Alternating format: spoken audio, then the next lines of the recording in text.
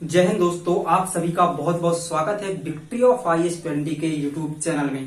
दोस्तों, इस चैनल में हम एक बहुत ही महत्वपूर्ण आधुनिक भारत के इतिहास की एक सीरीज स्टार्ट करने जा रहे हैं।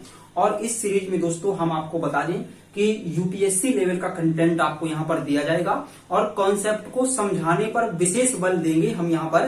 क्योंकि देखिए, फैक्ट तो आपको सब मिल जाएंगे, बुक्स में मिल जाएंगे, हम भी यहाँ पर आपको प्रोवाइड करेंगे, लेकिन मेन चीज होती है आपकी कॉन्सेप्ट की आपकी कॉन्सेप्ट उस मामले में कितने ज्यादा क्लियर है। तो आपको जब भी यूपीएससी या फिर एमपीपीएससी मेंस के हिसाब से पढ़ना है तो आप कॉन्सेप्ट को समझने पर ज्यादा ध्यान दें, है ना। किसी भी शासक के बारे में पढ़ें तो उसकी नीतियों को पढ़ें, है ना, उसके साम्राज्य की नीतियों को पढ़ें, उसने कौन कौन सी ऐसी नीतियां चलाई, है ना, उसकी वजह से जनता का क्या फायदा हुआ, उसका प्रशासन कैसा था, है ना, उसका सेना का प्रशासन कैसा था, उसका मैनेजमेंट कैसा था। इन सारी चीजों पर फोकस करना है, क्योंकि हम पढ़ रहे हैं आधुनिक भारत का इतिहास।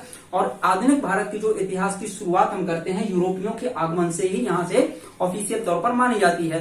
तो यूरोपियों का आगमन देखना है और आगमन का कारण देखना है, क्योंकि यूरोप एक महाद्वीप है दोस्तों, और यूरोप से लोग आए भारत में, है ना। यानी कि यूरोप पश्चिमी देश कहलाते हैं, यूरोप के सारे कंट्री, और पाश्चात्य कंट्री ये पूर्वी देशों में व्यापार करने आखिर आए क्यों थे, क्या जरूरत थी। आप लोगों को एक दो रीजन पता चलते होंगे कि ये व्यापार करने आए थे भारत में, एक तो ये कारण था, लेकिन यहाँ ही क्यों व्यापार करने आए थे तो आपको बताते होंगे टीचर्स वगैरह लोग, आपको किताबों में मिलता होगा कि ये व्यापार करने यहाँ इसलिए आए थे क्योंकि यहाँ पर कच्चा माल बहुत ज्यादा था, है ना, और जो यहाँ पर कच्चा माल ज्यादा था इसलिए व्यापार करने आए। लेकिन दोस्तों इनका एक और यहाँ पर एजेंडा था व्यापार करने का। आइए उस बात को समझते हैं।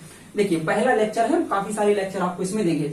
तो आखिर कारण क्या था दोस्तों, उस समय पर यूरोप में वहां पर अर्थव्यवस्था में जो यूरोपीय कंट्री थे, खास करके देखा जाए पुर्तगाल में, ब्रिटेन में, फ्रांस में, है ना, जर्मनी में, इस क्षेत्र में, नीदरलैंड में, यहाँ पर क्या हो रहा था, बहुत ही ज्यादा आर्थिक रूपांतरण दोस्तों हो रहा था। अब आप पूछेंगे आर्थिक रूपांतरण का मतलब क्या है, वहां पर क्या हो रहा था। तो देखिए, वहां पर 15वीं शताब्दी से लेकर देखा जाए अगर तो 16वीं शताब्दी, 18वीं, 17वीं शताब्दी, 18वीं शताब्दी, 19वीं शताब्दी, वहां पर यूरोप की अर्थव्यवस्था में व्यापक परिवर्तन आए, मतलब आशातीत परिवर्तन आए, जितनी उम्मीद नहीं थी। वहां के जो किसानी वाला क्षेत्र था, यानी कि वहां के लोग जो खेती करते थे, अब वो खेती छोड़ छोड़ करके क्या करने लगे, व्यापार यानी कि उद्योग धंधे वहां पर ज्यादा बढ़ने लगे। अब आप एक बात समझिए, यदि वहां पर इंडस्ट्रियल रेगुलेशन आएगा यहाँ पर यूरोप में, तो इसका मतलब उद्योग खोलेंगे और उद्योगों के लिए जरूरत पड़ेगी कच्चे माल की, है ना, और दूसरी जरूरत पड़ेगी मार्केट की, क्योंकि वहां पर उद्योग है तो उन्हें बिजनेस करने के लिए मार्केट भी तो चाहिए। और क्योंकि ये इनकी अर्थव्यवस्था जो थी ये पूंजीवादी अर्थव्यवस्था के रूप में रूपांतरित हो रही थी। किसमें? पूंजीवादी अर्थव्यवस्था में, है ना। सामंती अर्थव्यवस्था थी, उस अर्थव्यवस्था का रूपांतरण हो रहा था किससे? पूंजीवादी अर्थव्यवस्था के माध्यम से हो रहा था। अब कैपिटलाइज्ड यहाँ पर इकोनॉमी अगर बनेगी तो इसका मतलब है कि वहां पर यानी कि विनिर्माण सेक्टर पर ज्यादा फोकस किया गया। और विनिर्माण सेक्टर आपका कहलाता है जो आपका द्वितीयक सेक्टर होता है, जिसमें उद्योग धंधे वगैरह होते हैं। बात आप लोग समझते हैं ना। तो उद्योग धंधे वहां पर बहुत ज्यादा उस समय पर ओपन हो रहे थे यूरोप में। तो इसी कारण से 15वीं से 19वीं शताब्दी में बहुत ही ज्यादा, मतलब 15वीं, 16वीं, 17वीं शताब्दी में यूरोपियों का आगमन हुआ। अलग अलग देश से अलग अलग लोग यहाँ पर व्यापार करने आए। तो आप पूछोगे हमसे यहाँ पर एक प्रश्न, क्या इससे पहले यूरोप के व्यक्ति नहीं आते थे? तो ऐसा नहीं है। देखो, यहाँ पर एक बात समझिए, इससे पहले भी यहाँ पर अरब देश के लोग व्यापार करते थे। पुर्तगालियों के आगमन से पहले अगर देखा जाए तो भारत के व्यापार पर अरब देश का यानी कि अरबों का यहाँ पर क्या था, एकाधिकार हुआ करता था। सबसे ज्यादा ये लोग क्या करते थे, व्यापार करते थे। अब अरब कंट्री एक तरह से देखा जाए तो पूरा मोनोपोली कहलाती थी अरबों की भारत में व्यापार के मामले में। बात समझ में आ रही है आपको? तो अरब थे यहाँ पर। इटली, ये भी एक यूरोपीय कंट्री है इटली के भी कई सारे यात्री मध्यकाल में आते रहे हैं, कई सारे व्यापारी भारत में आते रहे हैं, है ना। यानी कि पूर्वी साइड में व्यापार ये लोग करते रहे हैं। तो ऐसा नहीं है कि यूरोपियों के आगमन से पहले कोई आया नहीं, लेकिन ये सिर्फ आए थे व्यापार करने। इनका मकसद सिर्फ व्यापार करना होता था, लाभ कमाना होता था, है ना। ये और किसी भी प्रकार की यहाँ पर प्रशासन चलाना इनका उद्देश्य नहीं था, ना ही इनका मतलब मकसद इनका धर्म का प्रचार प्रसार करना था। लेकिन जो यहाँ पर यूरोपियों का आगमन हुआ, ये व्यापार करने तो आए ही, साथ साथ में इनका एक छुपा हुआ एजेंडा था। वो क्या था एजेंडा भाई साहब? इनका एक छुपा हुआ एजेंडा क्या था कि भारत में इस्लाम धर्म का प्रचार, ईसाई धर्म का प्रचार प्रसार करना। ईसाइयत का प्रचार प्रसार करने ये भारत में आए थे। छुपा हुआ एजेंडा था। कोई पूछे तो बताते थे कि नहीं, हम तो व्यापारी हैं, व्यापार करने आए हैं, व्यापारी कंपनी है हमारी। इस तरह से इन्होंने झूठ बोल बोल करके क्या किया, भारत के व्यापार पर कब्जा तो किया और साथ साथ में यहां पर प्रशासनिक गतिविधियों पर भी हस्तक्षेप करना चालू कर दिया। बात समझ में आ रही है ना। तो ये चीजें भी आपको यहाँ पर जो है याद रखना। तो देखिए कारण क्या हमने यहाँ पर लिखा है, आप नोट्स में इसी तरह का बना सकते हैं। आप लोग इस चीज को बखूबी अपना नोट्स तैयार कर सकते हैं, जितनी बातें बता रही हैं उन बातों को, ठीक है ना।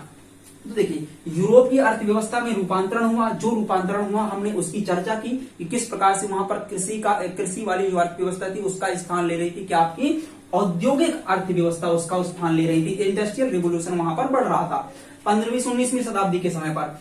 देखिए यहाँ पर पूंजीवाद का विस्तार हो रहा था, तो बाजार की जरूरत एक्चुअल में यहाँ पर होगी, बाजार की जरूरत होगी। क्लियर, ये भी बात हमने डिस्कस कर लिया आप लोगों के साथ में। एजेंडा क्या था इनका, छुपा हुआ एजेंडा ईसाई धर्म का प्रचार प्रसार करना। ये इनका छुपा हुआ एजेंडा था। क्या भैया था, ईसाई धर्म का प्रचार प्रसार करना और अरबों को भारत के व्यापार में जो एकाधिकार था उनको भारत से खदेड़ना। इनकी अरब व्यापारियों को लूटना, अरब व्यापारियों को भारत से भगाना, ये भी इनका मकसद था। क्लियर। जैसे पूर्वी देशों में देखा, इटली का भी वर्चस्व रहा है भारत में व्यापार में, है ना। आपने मर्चेंट ऑफ वेनिस की कहानी तो सुनी होगी, इंग्लिश में जो की है मर्चेंट ऑफ वेनिस। तो वेनिस मतलब इटली में ही था, तो वहीं का एक शहर है और वहां के व्यापारी भारत में आते थे। मार्को पोलो जिसने चीन की यात्रा की थी वो भी भारत में आया, चीन में आया। मतलब पूर्व साइड में ये लोग व्यापार करते थे, पाश्चात्य कंट्री के लोग इससे पहले भी। एक कारण और था, कृषि में निवेश अगर यूरोप में ये लोग करते थे तो कम लाभ इन्हें होता था, और उद्योगों में निवेश करते थे तो यूरोपियों को लाभ ज्यादा होता था। मतलब यूरोप में जितनी भी कंपनी थी उद्योगों में, तो इसलिए इन्होंने सोचा कि कृषि करने की बजाय हम लोग उद्योग खोलें। और चूंकि कच्चा माल अब उद्योगों से कहाँ आएगा, है ना, क्योंकि ये कृषि छोड़कर के अगर उद्योग खोलेंगे, क्योंकि कृषि से ही कच्चा माल मिलता है यहाँ पर को, तो इन्होंने क्या किया कि उद्योगों के स्थान पर कृषि के स्थान पर उद्योग खोले और जो कच्चे माल की जरूरत थी वो भारत जैसे देशों से ये कच्चे माल की तैयारी करने लगी कि हम अदर कंट्री से कच्चा माल लाएंगे और अपने यहाँ पर चूंकि उद्योग बन गए तो उद्योगों में उसको तैयार करेंगे, विनिर्माण सेक्टर होगा, है ना, और इसके बाद फिर उन्हीं देशों को महंगे दामों पर बेचेंगे। ये नीति इन्होंने चलाई थी। और आजकल अगर देखा जाए तो बहुत सारे कंट्री इसी चीज में सक्सेस हैं। जिस देश के पास ज्यादा उद्योग होंगे वही देश सबसे ज्यादा मजबूत हो जाएगा। बात समझ में आ रही है। तो कृषि में निवेश अगर ये करते थे तो कम लाभ होता था, इसलिए भी इन्होंने कृषि को छोड़कर के उद्योग किया और कच्चे माल के लिए भारत आने लगी। तो कच्चा माल की प्राप्ति भारत में बहुत होती थी, क्योंकि भारत की अर्थव्यवस्था शुरुआत से ही क्या रही है, कृषि पर आधारित रही है। और दोस्तों आपको पता है कि भारत एक ऐसा है कि यहाँ की जलवायु अनेक तरह की जलवायु है यहाँ पर, है ना। यहाँ पर कई ऐसे स्थान हैं जहां पर सबसे ज्यादा वर्षा होती है, कई स्थान है जो सूखाग्रस्त है ना। तो कृषि का माहौल बहुत अच्छा है। उत्तर भारत का मैदान देखिए, पंजाब हरियाणा यहाँ पर एकदम मैदानी क्षेत्र है ना, और नदियों वाला इलाका है। यहाँ पर सिंचाई की भी कोई ज्यादा समस्या नहीं है। तो इस कारण से क्या है कि यहाँ पर कच्चा माल यानी कि खेती पर्याप्त मात्रा में शुरुआत से ही होती रही है यूपी बिहार साइड में, और बाजार भी बहुत बड़ा है भारत में। तो इस वजह से ये लोग भारत आए थे डायरेक्टली, लेकिन इनडायरेक्टली ये क्या करते थे, ईसाई धर्म का प्रचार प्रसार करते थे। और आप लोगों को पता है कि भारत के धर्म का इन्होंने भंग करना चाहा 1857 की क्रांति। जब आप लोग पढ़ेंगे तो आपको पता है कि ये कई ऐसे लोगों को कर रहे थे, मतलब लोगों के धर्म के साथ में एक तरह से खिलवाड़ हो रहा था। बात समझ में आ रही। तो इसी कारण से ये धार्मिक मतभेद उसी समय से, क्योंकि ये धर्म में परिवर्तन करना चाहते थे। जो ईसाई बनता था तो उनको ज्यादा वेतन, जो ईसाई नहीं बनता था उनको कम वेतन। तो ये धर्म में परिवर्तन करना चाहते थे।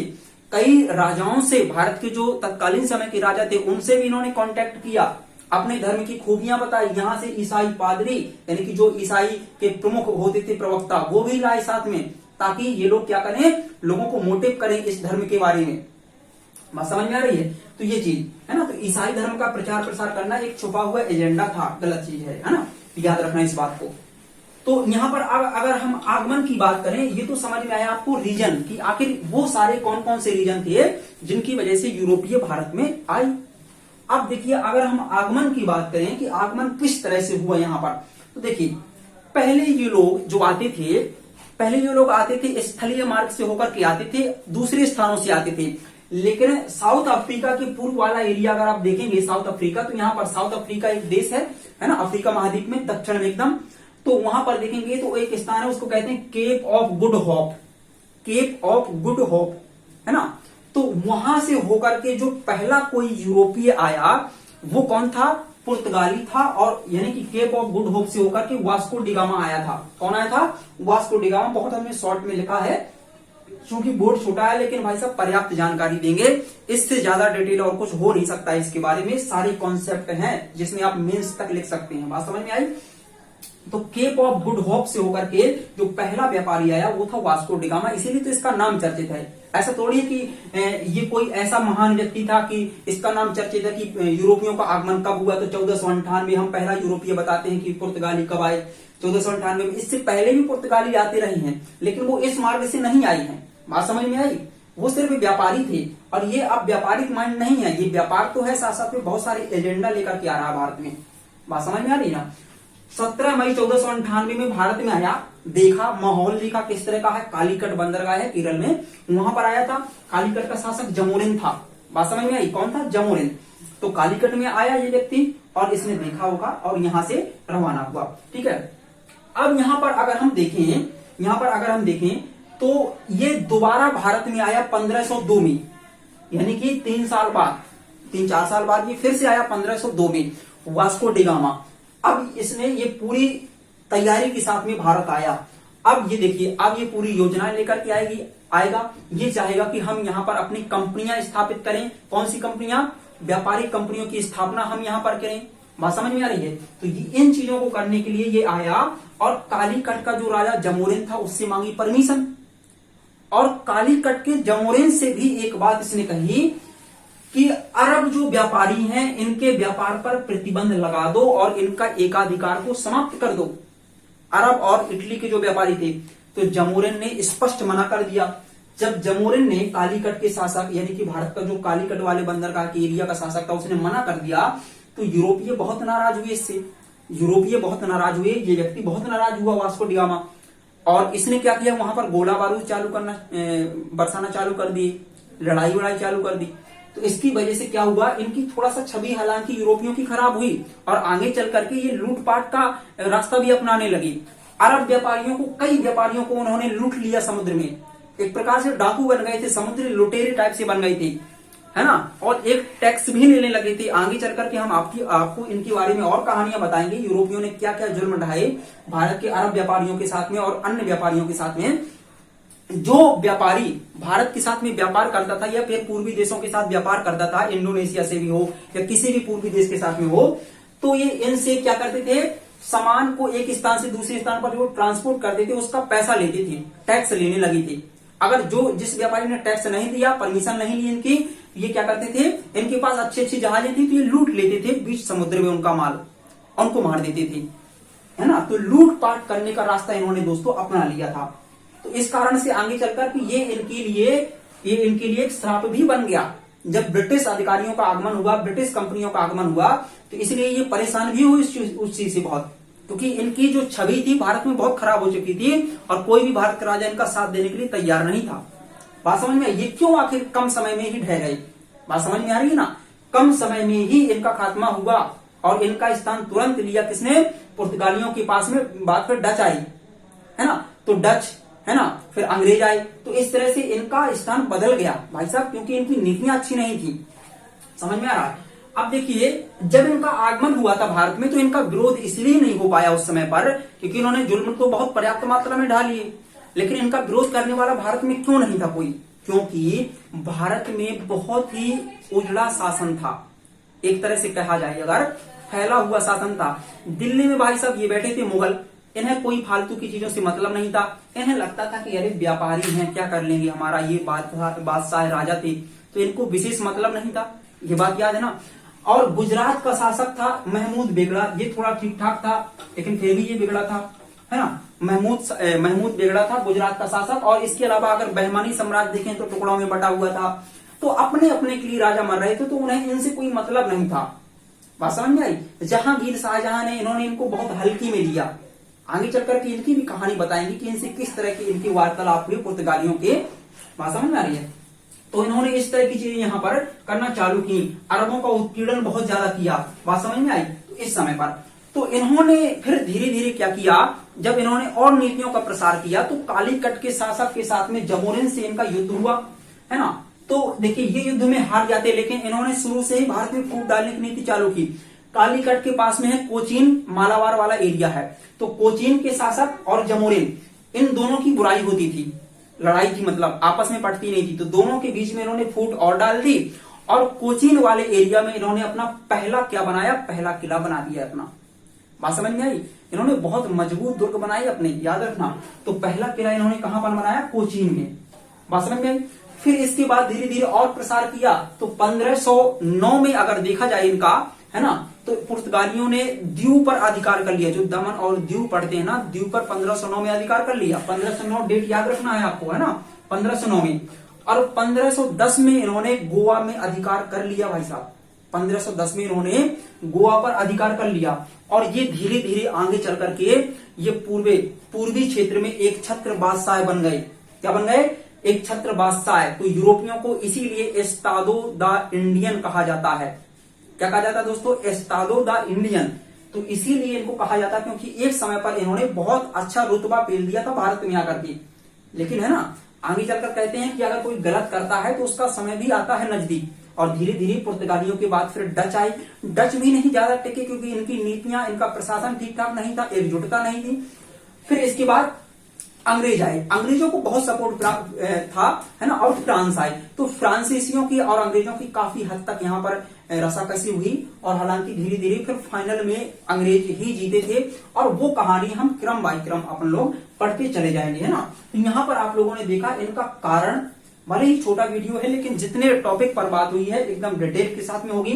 तो आखिर ये यूरोप को छोड़े क्यों, यूरोप से भारत तक इन्होंने विस्तार क्यों किया, है ना। क्या इससे पहले कोई यूरोपीय आते थे? तो उसका भी रीजन समझ चुके कि पहले भी आते थे, लेकिन इनका आने का मकसद अलग था, रीजन अलग था, है ना। और आगमन जब हुआ तो उस समय भारत की स्थिति समझ ली कि भारत में कोई संगठित शासन नहीं था, यहाँ पर सरकार नहीं थी, है ना। और किस तरह से आए और इन्होंने कालीकट और जमोरिन, ये कोचीन, है ना, कालीकट का जो जमोरिन था और कोचीन के शासक थे उनकी शत्रुता का लाभ उठा करके कोचीन क्षेत्र में पहला किला बनाया। ये सारी चीजें आपने यहाँ पर कब आए थे, डेट वगैरह आप सभी को याद रहेंगी, है ना। तो दोस्तों उम्मीद है कि जितना इसमें बताया है वो सबका सब आपको समझ में आया होगा। दोस्तों इसी तरह से हम लोग विस्तार के साथ में पढ़ते रहेंगे। तो आप लोग जितना भी पढ़िए एकदम डिटेल से पढ़िए, क्योंकि अगर आप लोग यूपीएससी या फिर पीएससी या फिर कोई और भी एग्जाम, वनडे एग्जाम की तैयारी कर रहे हैं तो भी चलेगा, है ना। लेकिन पढ़ेंगे अपन लोग इस सीरीज में क्या, विस्तार के साथ में। क्लियर? तो भले ही वीडियो छोटा रहेगा लेकिन आपको फुल नॉलेज उसके बारे में होना चाहिए। इसके जस्ट आगे का वीडियो जो है, इसके जस्ट आगे का वीडियो हम अगले पार्ट में इसमें लेकर के आएंगे। उसमें लेक्चर 2 डला होगा और यूरोपियों का आगमन। बात समझ में आई? तो चलते मिलते हैं बहुत ही जल्दी नेक्स्ट वीडियो के साथ में। तब तक के लिए जय हिंद, जय भारत।